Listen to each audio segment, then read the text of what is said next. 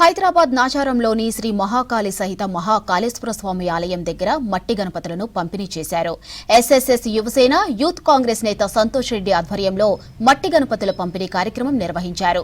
ఈ కార్యక్రమానికి Uppal Congress party incharge Parameshwar Reddy హాజరై మట్టి గణపతులను పంపిణీ చేశారు. ప్రతి ఒక్కరూ మట్టి గణపతులను పూజించి పర్యావరణాన్ని పరిరక్షించాలని సూచించారు. ఇక వినాయక చవితి వేడుకల సందర్భంగా ఎలాంటి ప్రమాదాలు జరగకుండా ప్రజలు జాగ్రత్తలు తీసుకోవాలన్నారు. కాంగ్రెస్ ఆధ్వర్యంలో నియోజకవర్గం మొత్తం మట్టి గణపతుల విగ్రహాలు పంపిణీ చేస్తున్నామని చెప్పారు.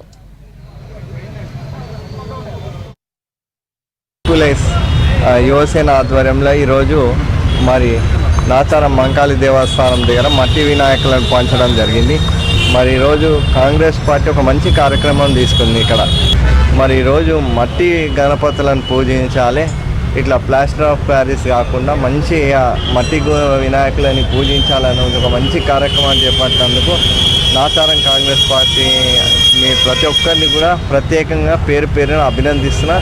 ఇక్కడే కాదు, డివిజన్ పరిధిలో అన్ని కాలనీలలో ఈ కార్యక్రమాన్ని మరి కాంగ్రెస్ పార్టీ ఆధ్వర్యంలో చేపడుతున్నారు.